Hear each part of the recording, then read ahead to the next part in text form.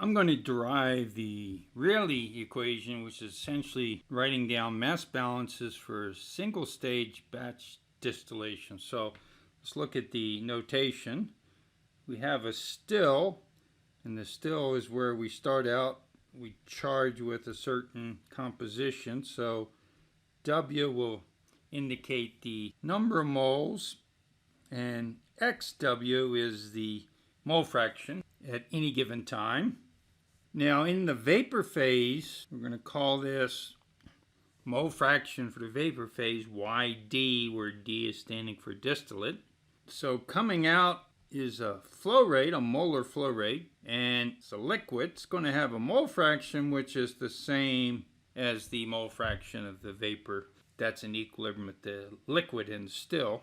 And so the notation D dot is moles per time, and the total amount of distillate collected is going to be D, and its mole fraction we'll call XD average. So this is the distillate, and of course we're adding heat here into the still, and then we're removing heat with the coolant. So if we look at the start, when we initially charge the still, then W is some value W0, and the mole fraction XW0. So the mole fraction is, we're looking at a binary system, so this is the mole fraction of the more volatile component. So to avoid too many subscripts, I don't have subscript 1 and 2 for the two components here.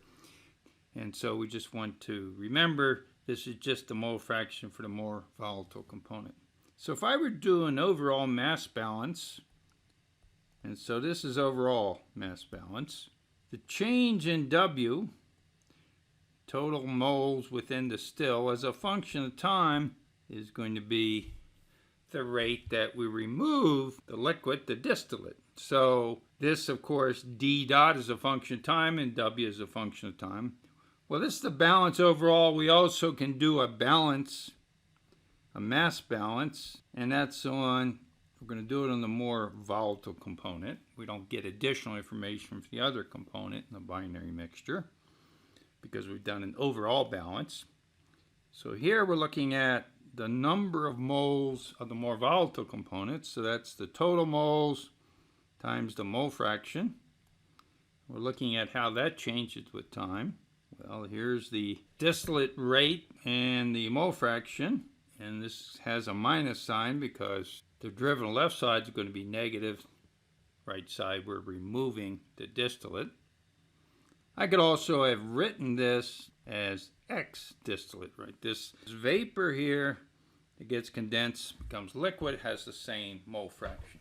So we have a number of variables, and those that are all functions of time. W, XW, YD, D dot, and also D, the distillate, and the average function of time. Well, let's take this equation, the balance for the more volatile component, and let's expand the left side. So let's just use the product rule.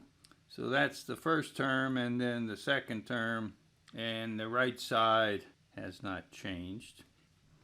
So next we're going to substitute, let me scroll down here, substitute this equation into here for minus the rate D dot. Let me pause and do that substitution. And now I'm going to rearrange and put the two terms that have this derivative W with respect to time on the right side of the equation.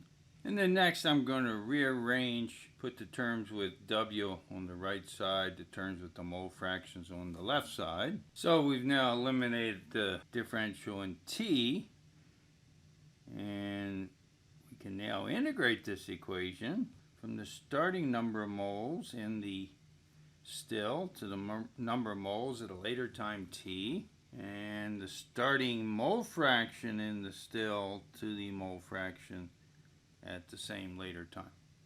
Well, the right side we can integrate readily to get the log term. The left side, however, we're going to have to integrate numerically. Okay, so let me point out that this equation is the Rayleigh equation for batch distillation. In order to do the integration, we're going to have a relation between YD and XW. So let's go back and look at the figure. Remember here, YD is in equilibrium with XW. So the mole fraction of vapor phase, equilibrium with the mole fraction of liquid phase. So we need some relation. For example, simplest would be Raoult's law that relates the two. And essentially, we're looking at what's the bubble temperature for a given mole fraction. The way we're going to do the numerical integration is shown in other screencasts.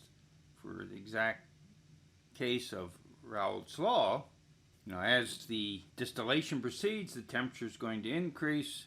XW changes with temperature. This is essentially that bubble temperature for a given XW. YD is the equilibrium value. And then when we solve that, we can also do an overall mass balance. So the overall mass balance means we start out with a still. This thing corresponds to mole fraction times the total moles. It tells us how many moles of our more volatile components in the still. We end up with fewer moles, of course, and different mole fraction.